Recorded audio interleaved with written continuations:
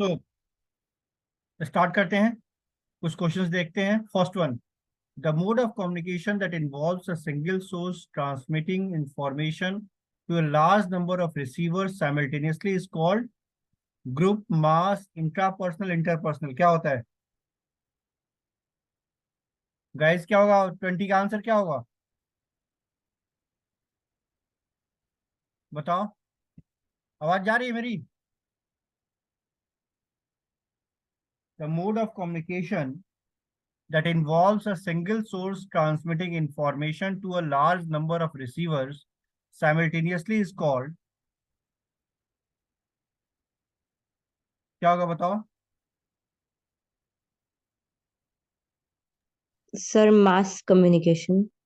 Very good, mass communication बिल्कुल सही answer है। Question number 21, formal communication tends to be fast and flexible. Next one, formal communication is a systematic and orderly flow of information. ठीक है, सो इसका answer क्या होगा बताओ? Formal communication tends to be fast and flexible and Recording in progress. Formal communication is a systematic and orderly flow of information. बताइए इसका answer क्या होगा?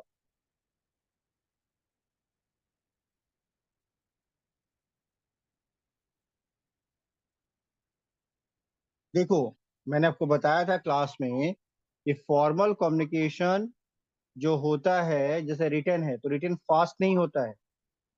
इनफॉर्मल जो होता है वो फास्ट होता है और फ्लेक्सिबल होता है। फॉर्मल जो होता है वह रिजिड होता है, उसमें कोई चेंज नहीं हो सकता, एज इट इज होता है वो। तो असर्शन हमारा क्या है? रॉन्ग है। What about the reason? Formal communication is a systematic and orderly flow of information. That's correct. So the reason is correct. The assertion is false. So क्या होगा आंसर हमारा? D. A is false. R is correct. What about question number 22?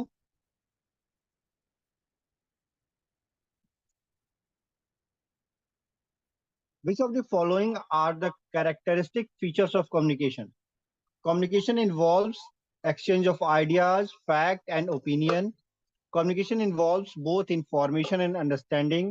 Communication is a continuous process. Communication is a circular process. बताइए क्या होगा? Communication को कैसे define करते हैं? Communication is the exchange of ideas, facts, opinion, information, emotions etcetera. So first one is correct, right? Second one, communication involves both information and understanding. That is again correct. Communication is a continuous process. Again correct. And communication is a circular process. That is again correct. क्योंकि feedback जब आता है तो क्या होता है? Circular हो जाता है। फीडबैक आता है तो क्या होता है? सर्कुलर हो जाता है। सो हमारा आंसर क्या होगा? A, B, C and D, all four.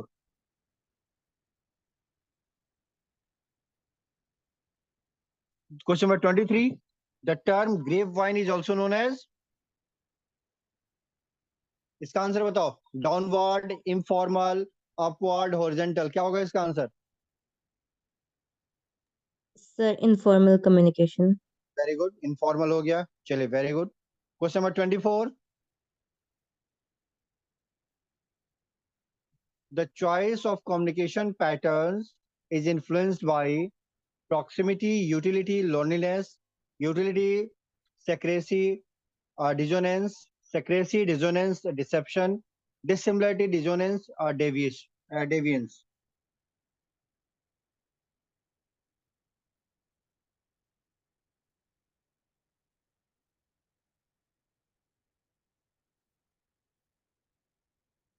बताइए।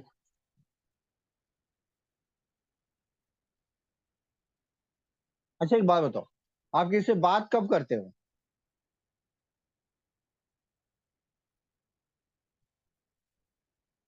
आप किससे बात कब करते हो?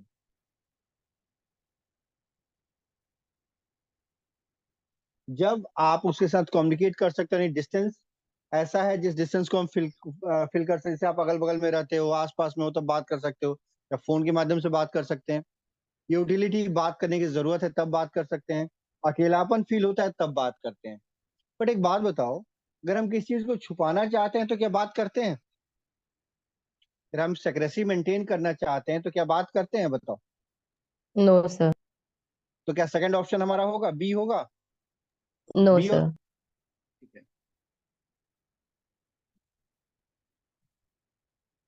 वैसे ही अगर डिजोनेंस होगा तो क्या कम्युनिकेशन होगा? नहीं होगा, तब भी हम कम्युनिकेट नहीं करेंगे। अगर हम किसी के साथ डिसेप्शन करना चाहेंगे, किसी को डिसीव करना चाहेंगे, तब भी हम कम्युनिकेट नहीं करेंगे। ठीक है, तो हमारे पास आंसर क्या होगा? A, proximity, utility and loneliness. Clear है सबको? चलिए, what about question number 25?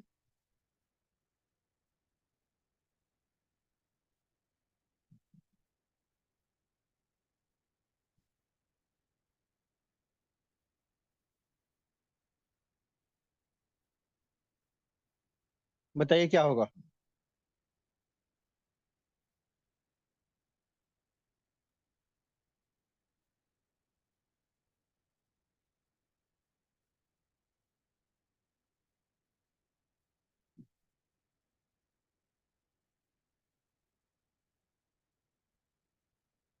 Choose the correct sequence of communication from the options given below: information, exposure, persuasion, behavioral change.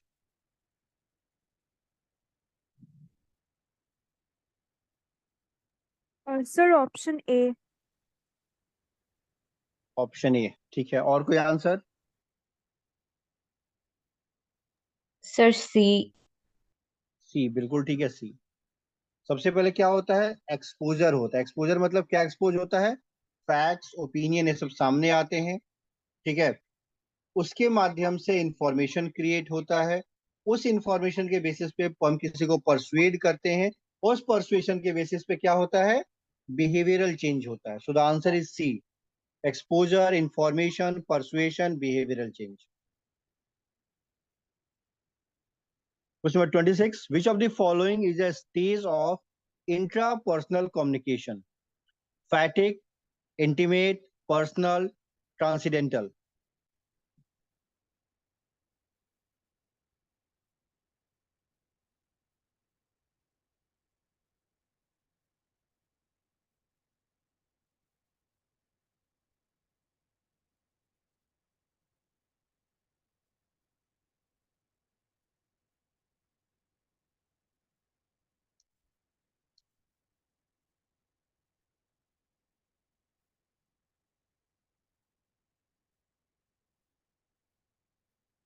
थोड़ा सा इसको मैं आपको क्लियर कर देता हूँ, थोड़ा सा मैं समझा देता हूँ इसके बारे में। देखो, जब भी हम बात करते हैं इंट्रा पर्सनल कम्युनिकेशन, तो इंट्रा पर्सनल कम्युनिकेशन 3 लेवल में होता है, उसके 3 फेजेस होते हैं। नोट डाउन करना है तो नोट डाउन कर लो। There are 3 phases of intrapersonal communication, right? First one is internal discourse. It includes silent prayers, appreciation, meditation, transcendence, etc. Then solo vocal communication, and then solo written communication. ठीक है? Whereas fatigue, intimate and personal stages are the stages of the interpersonal communication. ठीक है? So इसका answer क्या होगा? Transcendental communication. Next one. Which of the following is a characteristic of interpersonal communication? Which of the following is a characteristic of interpersonal communication? Is both focused and unfocused. It is not participation friendly. It is philosophical. It is metaphorical. क्या होगा बताओ?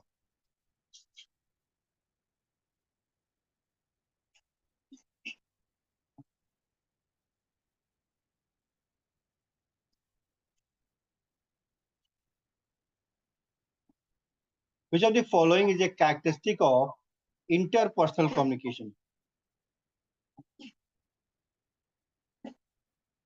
बताइए।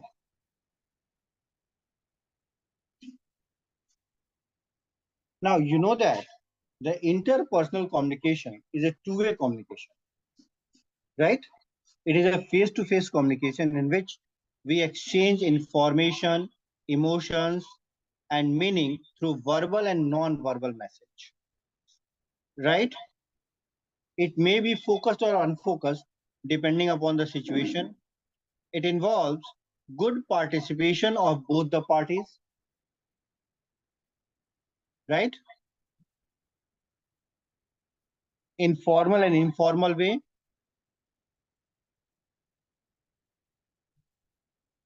It is not philosophical and not metaphorical, as it involves minimum barrier to communication. देखो, थोड़ा सा मान लो कि आप वन टू वन, इंटरपर्सनल का मतलब क्या हो, हम वन टू वन कम्युनिकेशन करते हैं। जब हम किसी व्यक्ति के साथ, अगर एक आदमी दूसरे आदमी के साथ कम्युनिकेट कर रहा है तो वो क्या हो गया, इंटरपर्सनल। जैसे मान लो कि निवेता और एंड्रिला में बातचीत हो रही है, तो कम्युनिकेशन क्या होगा, इंटरपर्सनल होगा। तो इंटरपर्सनल होगा तो एक बात बताओ, कई बार फोकस्ड यानी किसी स्पेसिफिक टॉपिक को लेकर बातचीत हो सकती है, या कई बार हम किसी भी विषय पे बात कर सकते हैं।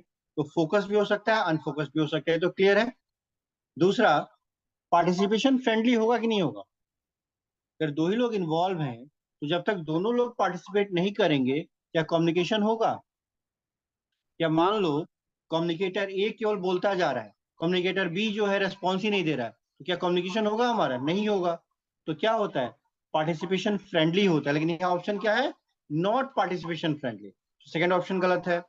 फिलोसॉफिकल, क्या हम फिलोसफी देते हैं, नहीं।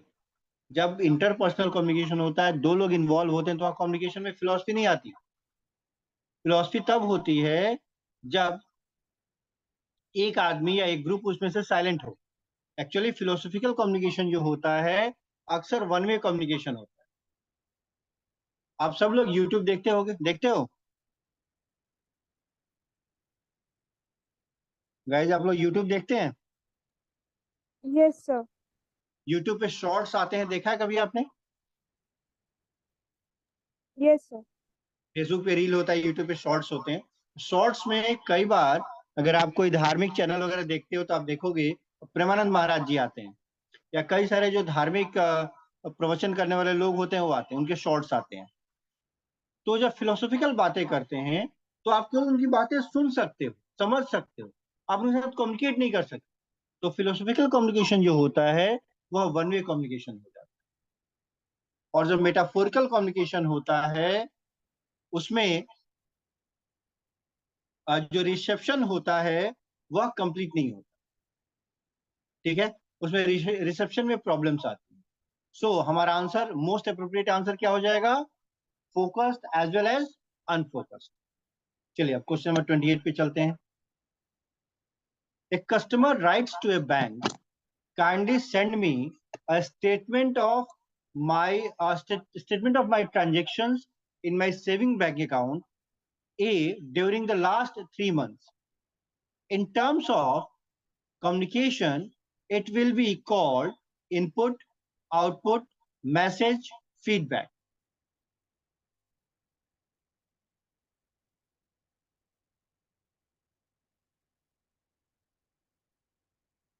क्या होगा बताओ,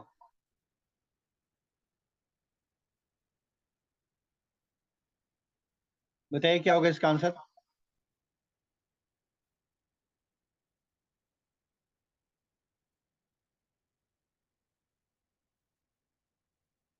sir message B. Very good, it is a message.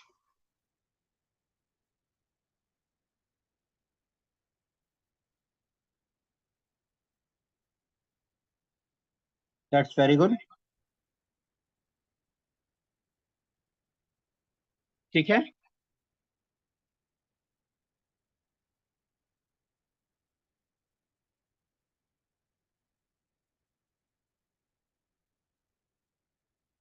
इसमें कोई डाउट नहीं है। चलिए क्वेश्चन नंबर 29।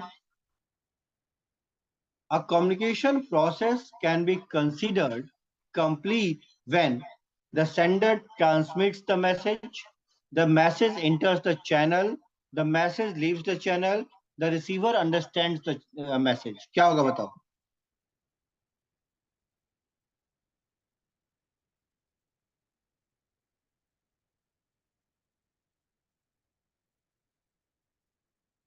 क्या होगा बताइए?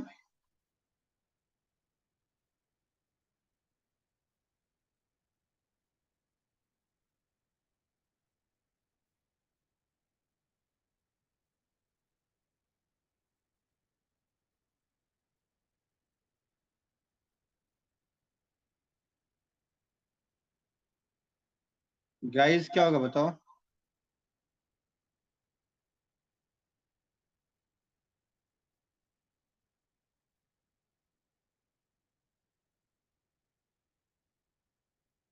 आप सब लोग जानते हो?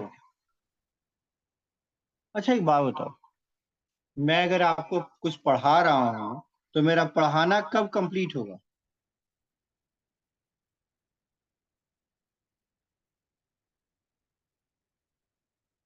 हम्म? मेरा पढ़ाना कब कंप्लीट होगा? बोलो।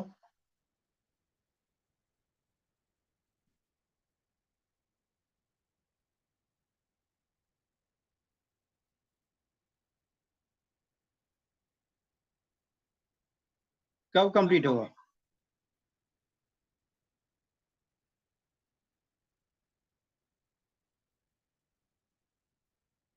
जब आप मेरी बात समझ जाओगे तभी कंप्लीट होगा ना? बताओ।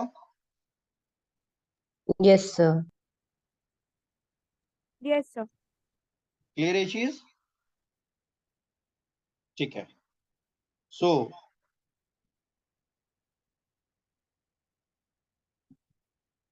जब आप समझ जाओगे तभी होगा, तो हमारा आंसर क्या होगा बताओ? अब बताओ हमारा। Sir, Sir, the D. receiver. Understands the message, very good. Question number 30 अब बताओ।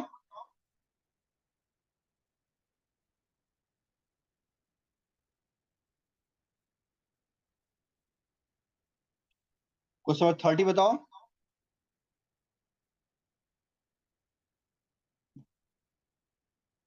Question number 30 says, in the context of communication, usual sequences: language, communication, society, civilization. Communication,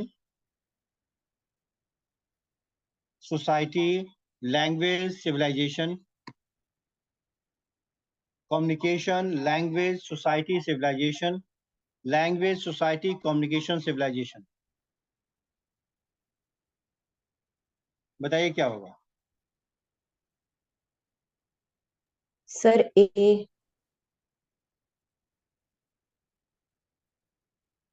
क्या होगा बताओ? A. ये दोबारा सोचो, क्योंकि ये चीज इसमें को मैंने इनडायरेक्टली आपको क्लास में कराया हुआ है गाइस। इस चीज को मैंने डायरेक्टली आप लोगों को क्लास में कराया हुआ है।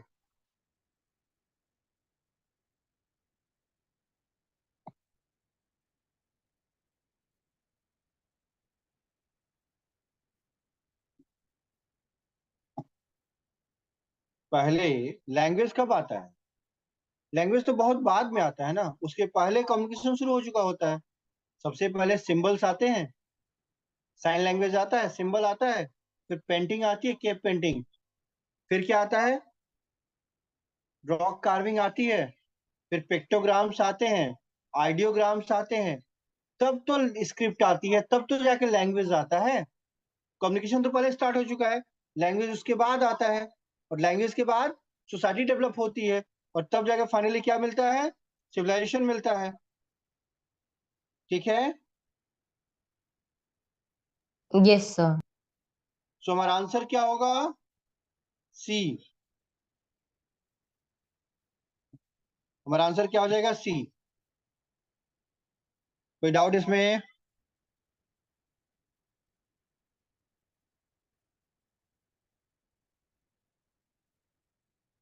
नहीं है ना?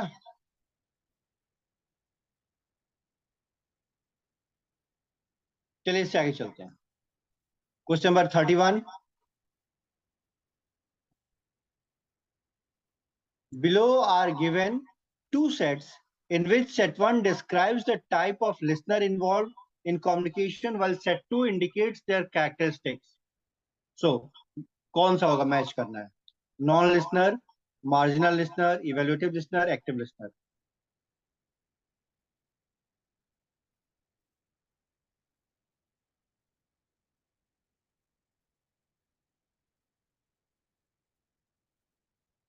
बताइए क्या होगा?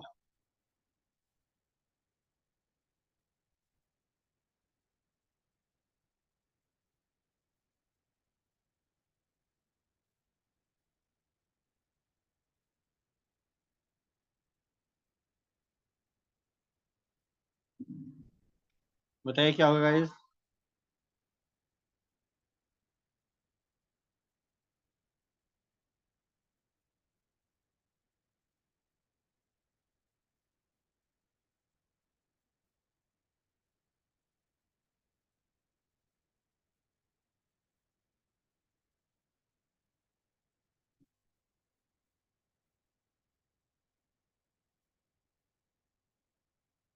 देखो, जो नॉन लिसनर होता है वो आपकी बात नहीं सुनता है, वो किसी और काम में लगा होता है.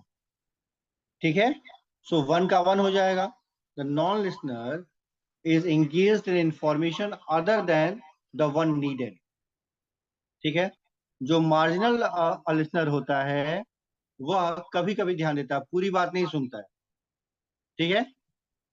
तो वह कभी भी इन डेप्थ चीजों को नहीं समझ सकता. ठीक है. क्लियर है चीज? सो टू का क्या होगा? फोर हो जाएगा. टू का क्या होगा? ओकेजनली, कभी कभी सुनता है, तो टू का क्या होगा? फोर हो जाएगा. इवेल्युएटिव लिसनर कौन होता है? जो स्पीकर के आइडियाज होते हैं, जो भी स्पीकर कहना चाहता है उसे इवेलुएट करता है, और जो भी मैसेज है उसका कंटेक्स्ट क्या है, क्यों कम्युनिकेट हो रहा है, इन सब चीजों के ऊपर फोकस करता है. ठीक है. तो जहां भी सिग्निफिकेंस की बात हो जाएगी तो क्या होगा? इवेल्युएटिव लिसनर होगा. और एक्टिव लिसनर कौन होगा? जो रिलेवेंस पे फोकस करेगा वह क्या होगा? एक्टिव लिसनर होगा. जो रिलेवेंस या कॉन्टेक्स्ट के ऊपर फोकस करेगा वो क्या होगा हमारे लिए? एक्टिव लिसनर हो जाएगा. तो द आंसर इज डी. ठीक है. जब वीडियो देखोगे इसको तो एक काम करना, एक बार इसको नोट डाउन भी कर लेना, ज्यादा बेहतर रहेगा. क्वेश्चन नंबर 32 कहाँ गया? क्वेश्चन नंबर 32 तो आइए देखते हैं. 32 में क्या है? Match the following. इसको मैच करने की कोशिश करो. Sender, receiver, message, medium.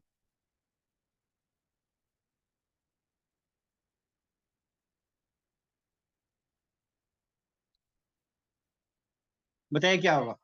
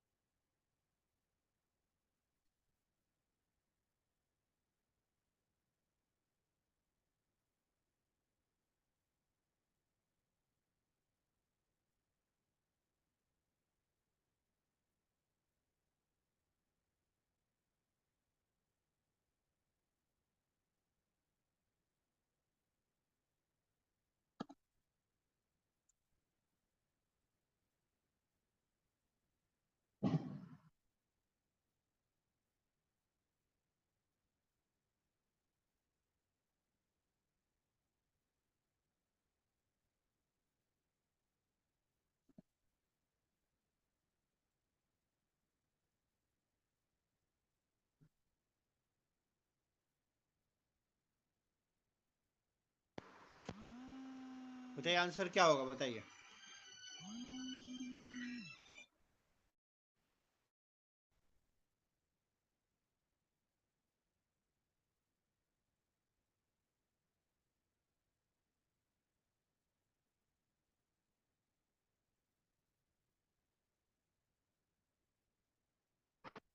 ठीक है गाइस.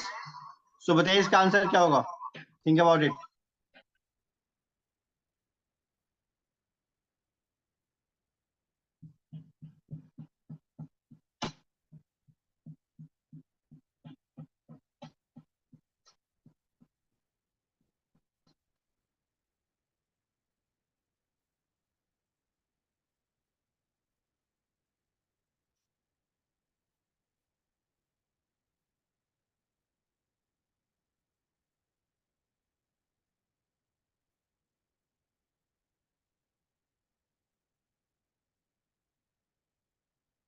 ये हमारे ह्यूमन बॉडी की बात कर रहा है। ह्यूमन बॉडी में, अब देखो इसको ऐसे समझो, आप कोई ठंडी चीज छूते हो या आप कोई गर्म चीज छूते हो, तब के सेंसरी ऑर्गन क्या हो गए? रिसीवर हो गए। ठीक है। वह क्या करते हैं? इलेक्ट्रोमैग्नेटिक इम्पल्सेस का इस्तेमाल करके मैसेज को कहाँ भेजते हैं? ब्रेन या सेंट्रल नर्वस सिस्टम के तक। और फिर वह क्या करता है? उस पर रिप्लाई करता है। बात क्लियर हो रही है नहीं हो रही है?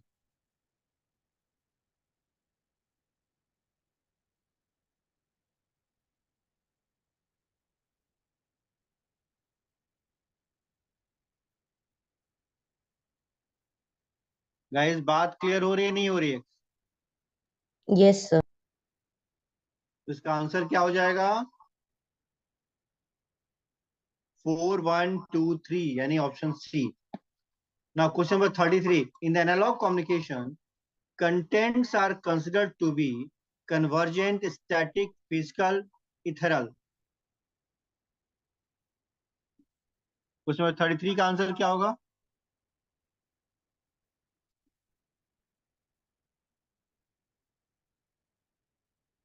sir B static, बिल्कुल ठीक है। एनालॉग कम्युनिकेशन क्या होता है? स्टैटिक होता है। बिल्कुल ठीक है। Question number 34, communication has the power to inform, persuade and misinform. Propaganda blurs the thin line between truth and falsehood to be persuasive.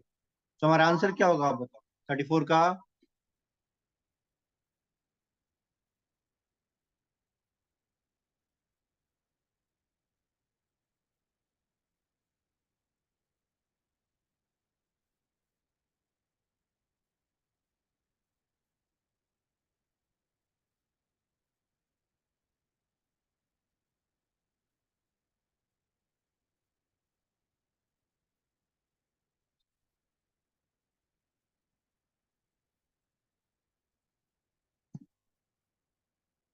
बताइए क्या होगा?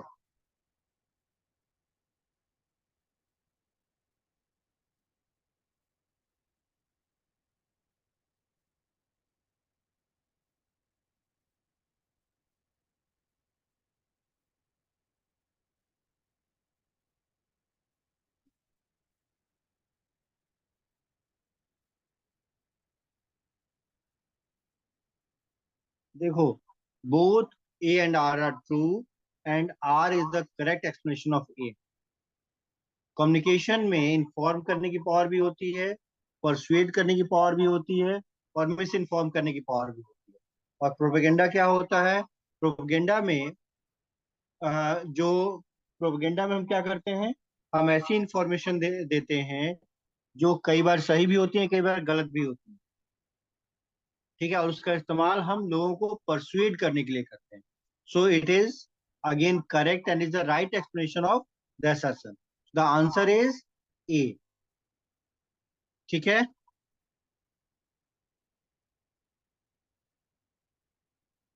चलिए आज की क्लास को इसी पॉइंट पे रोकते हैं, फिर मिलते हैं हम लोग कल। ठीक है। और कल थोड़ा पहले स्टार्ट करेंगे 8:50 के आसपास। Good night guys, take care. Thank you, sir. और हाँ, इसके बाद से मैं मैथमेटिकल पोर्शन स्टार्ट करूंगा। ध्यान रखना, इसके बाद से मैं मैथमेटिकल पोर्शन स्टार्ट करूंगा कम्युनिकेशन के बाद। तो be prepared for that to.